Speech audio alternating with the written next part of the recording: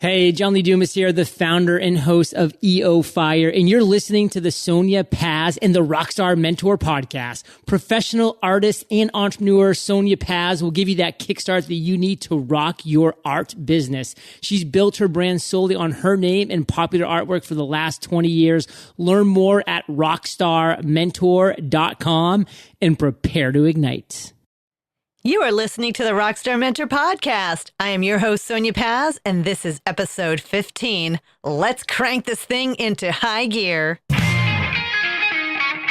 Welcome to the Rockstar Mentor podcast, the podcast to inspire you and bring the kickstart you need to crush it in the art industry. We'll bring you creative insights, inspiring interviews, valuable resources, and art marketing, along with decades of experience to provide you the strategic approach to unleash your creative talents and rock your inner entrepreneur. Now, your creatively energetic host, Sonya Paz.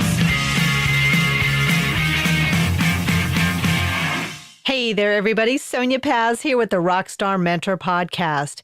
I am extremely excited about the stories I want to tell you and some experiences that I have encountered. But before we do that, just want to give you a little plug and let you know that we have our sponsor, the Brush Guys, Everything Brushes, home of the $2 brush.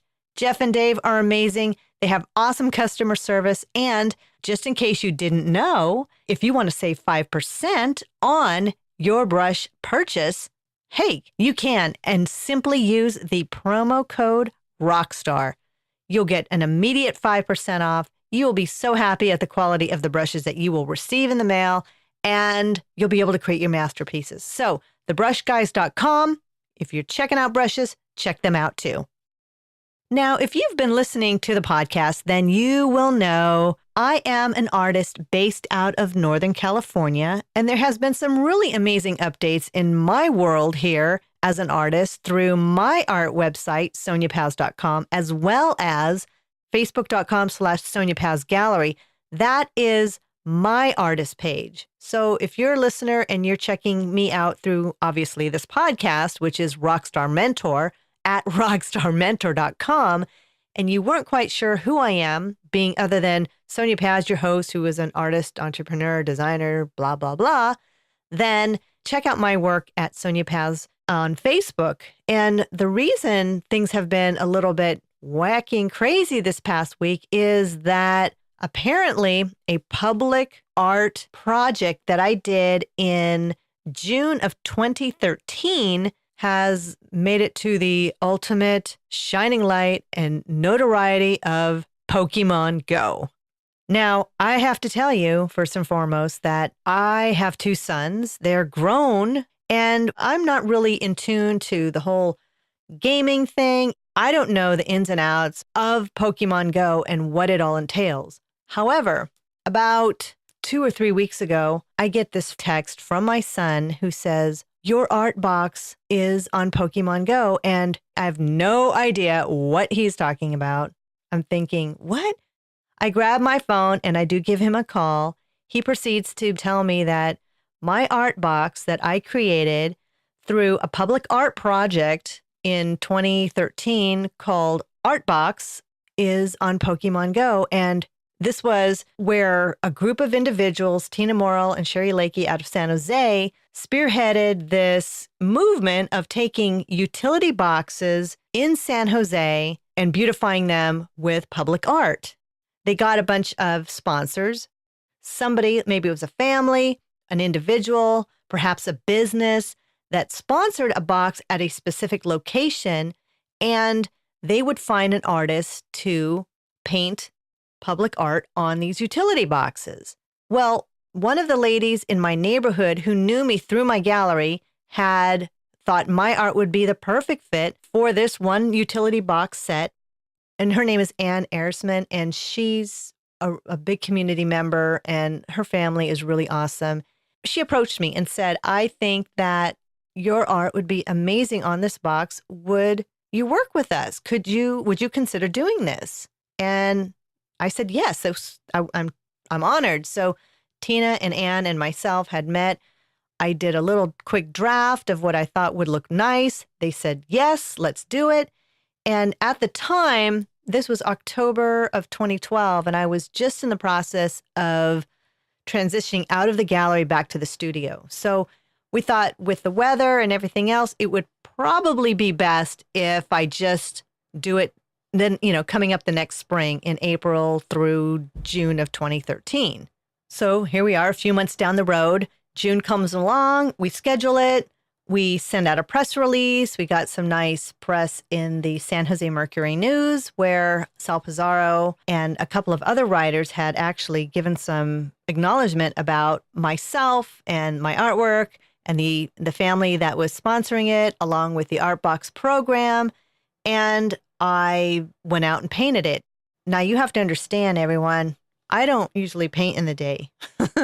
I can't paint in the day typically, and I cannot paint on demand. So that one was a challenge, but I psyched myself up. I made it work. I got my kit together as far as all of the supplies, the table, drop cloths, paint, paintbrushes, water, etc., and got out there early one morning. I think it was around June 17th, 2013. And I had my headphones on. I had my playlist totally loaded with a lot of very specific music and songs that was going to just keep me going. And I basically cranked this thing out in less than 3 days. And for me, that was a big deal because normally big paintings take me far longer to do this. But this was certainly a different kind of a project.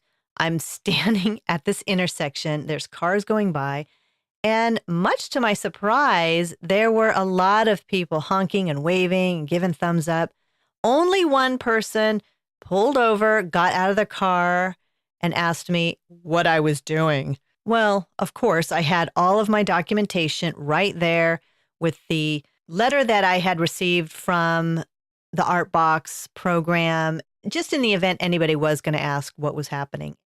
Once they learned what I was doing, they were really excited and thanked me for being out there to beautify the neighborhood up. So there was a lot of really great feedback for that. Now, if you are doing public art projects, I would love to know what you're doing. Please send me a note. Go to my website, rockstarmentor.com. Send me a note through the Contact Us page. Let me know what you're doing and where you're doing it and what kind of public art project. I would love to know because there's going to be a future episode where I'm talking more about public art and sharing what other kind of public art there is around not only the United States, but throughout the world.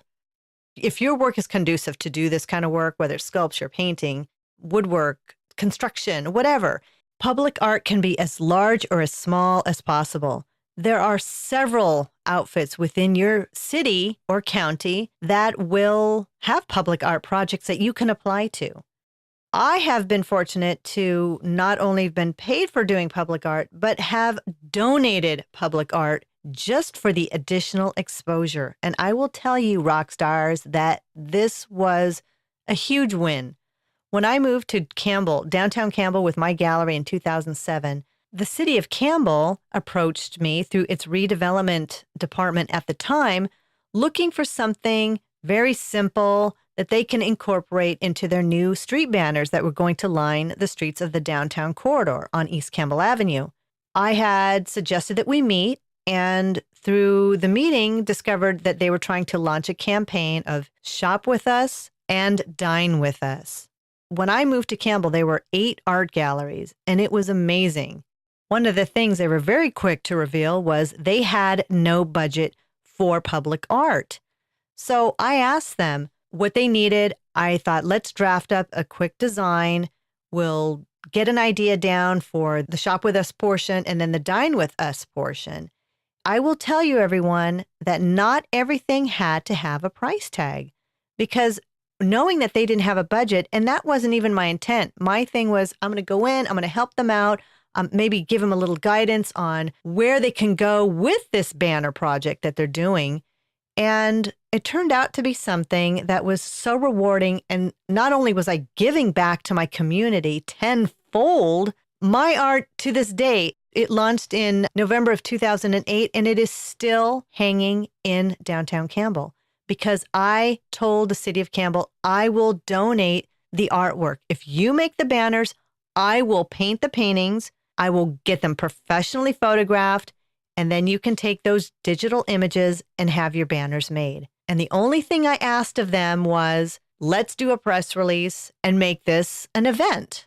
My business manager, Mark, he was also at the meeting, and he proceeded to draft up just an agreement. I'm going to create these paintings, shop with us, dine with us. They're going to be used for the city of Campbell, for this promotion, for this redevelopment project, and it was going to be a gift from Sonya Paz Incorporated to the city of Campbell. I painted the paintings. I presented them to the city of Campbell before we had them professionally photographed. They said, great, looks great. We're so excited. And I even offered to work with their banner company who was doing the digital banners to just make sure that all the colors were right. Not only did they get proof of the artwork that I gave to the city of Campbell that worked with their banner company, just to make sure that all of the colors and everything were on key. This was not only an amazing experience, but it was one of the most rewarding. And this is why I'm telling you this story. These banners were hung up at the end of November 2008. And when I opened up my main gallery in downtown Campbell, our grand opening was on December 5th, 2008. It was crazy because not only did we have our 2,300 square foot gallery in the heart of downtown Campbell, it was a huge space right across from one of the main restaurants at the time. And the streets were lined with Shop With Us and Dine With Us banners. Our gallery opening on December 5th of 2008 was a hit. It was awesome. I hadn't felt that high as a kite in a long time. And just to know that I worked with a city on a project that, for me, all I had to do was consult with them a bit, get an idea of what they wanted as far as this promotion or this campaign, and go away and just create the artwork, photograph, and give it to them. I don't know. I know that's a lot of process for a lot of artists, but for me, it was just sort of the thing that I did. I call it life is business as usual. I always use that term because for me, art is life and life is art, and it's the business end of it, and it's just the usual thing that I do. So it all circles back. If you are working on public art projects, I'm going to give you 3 things to work on and, of course, be aware of. If you are in a small town, or if you're familiar with the surroundings, check with your city to see what kind of public art projects are available. And I think that you should go to this website anyway. It's called zapplication.org, and that's spelled with 2 P's. And I will put their link in the show notes for this episode. And if you're feeling really ambitious and you want to see what other public art projects are and what else is outside of your area, go check it out. Now, the big thing, number 2, in checking these things out, they have a very specific way that you apply for these shows. Rockstars, I'm going to tell you right now, up close, personal, and straight shot from the hip, is I have been selected for art projects, public art projects, and I have been denied for public art projects simply based on one thing being eliminated or forgotten or not documented for whatever reason. They have a specific way that they like to receive information. They may have you fill out the application or Zapplication on zapplication.org. And most of it is through a step-by-step application process through the website. Then there are some other places or city projects that will have an RFQ, which is a request for quote, or an RFP, which is a request for proposal, that have very specific guidelines. In any event, whether you're doing it online or you're doing it through a checklist and you have to gather up and make a CD, which I'm sorry, everyone. If you are having to fill out slides and not submitting JPEGs, or if you are having to submit CDs instead of uploading images, it's so old school. Get with the program. As an artist and as an entrepreneur and as a business person, I'm going to use every available of easy tool to get excitement. Nobody wants to have to jump through hoops. And I think a lot of the times when dealing with folks who are doing art projects or art call for artists and that type of thing, it's they want you to do all these special hoops and running through obstacle courses to get your work out there, to get your artist statement done, to upload all these different things, to put the stamp in a certain area on the envelope. And as much as I am a crossing the T's and dotting the I's kind of a gal as far as getting my P's and Q's in order, sometimes I think it's overkill. If you are a facilitator listening to this podcast, please try to curb and modernize your systems. If you are an artist and you're dealing with this kind of process, just do it. Hopefully they'll get their groove together and modernize. But Zapplication is one of the modernized systems, and they have it down to a pretty smooth, streamed out process. The third one is to make a photocopy of everything. And as you are getting everything set for your packet, and it's probably going to include past photos, if you've done public art projects in the past, an artist bio, an artist statement, they're going to ask you a whole lot of questions and have you prepare a certain thing. Take a digital photograph of the entire contents of what you are sending to them, including the envelope, the letter, the statement. If they're making you put together a CD or slides, then take a photo of everything so that you know that you have gotten everything that they're requesting. And the only reason I say this is I submitted some work back in, I think it may have been 2004. And I was real meticulous about getting everything done. The CD of the images, even the slides, printed out photographs, the statement, the application and everything, including the check. Now, some of them do have a processing fee for the registration of getting your name considered for their project. Make sure you take a digital photograph and keep that so that you have it, because they had claimed that I had not included the CD of images when indeed I did. And I did not take a photo of everything before I took it to the post office, made sure I had a confirmation code of delivery, and there it went. Here we are 6 weeks later. I get a phone call from them. No, I got a letter telling me that, sadly, my submission was not complete and I was not considered. I will tell you, I got on the phone and I spoke with someone at the office. And because some of these groups and organizations use interns or temporary staff to work on these type of things, the person I had spoke to initially wasn't there anymore. She had moved on.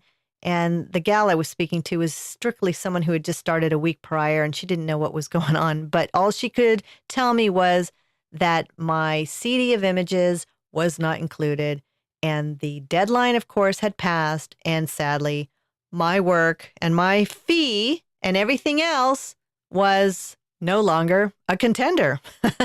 Well, I was no longer a contender in that game for that project. So big lesson for me. And my takeaway from that was to keep a digital photo of the contents of my packet and to really pay attention. What happened to the CD? Who knows? Doesn't matter now. It probably just got lost in their office. But nonetheless, I don't want that to happen to you. I don't want your hard work and your diligence and your hard work money on some of these fees that they have for getting into these projects and being considered. I don't want that to happen to you. So this is why it's really important.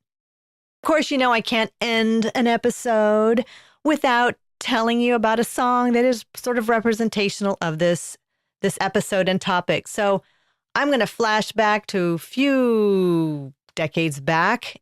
Queen, Play the Game. There you go. Play the Game. Great song. If you need a little energized, play that song, Play the Game. Freddie Mercury and the crew, they're amazing. Hey, I hope you all have a great rest of the week. If you are online and you want to check us out and get onto our email newsletter, go to rockstarmentor.com, join us, have some fun with us. We have a Facebook page. We got a mastermind group. I got cool tools for you. If you subscribe, write to me through our Contact Us link on the website. If you're online and cruising the internet highway, check my art out at sonyapaz.com. That's it, everyone. We're going to conclude this episode. Have a great rest of the week and peace out.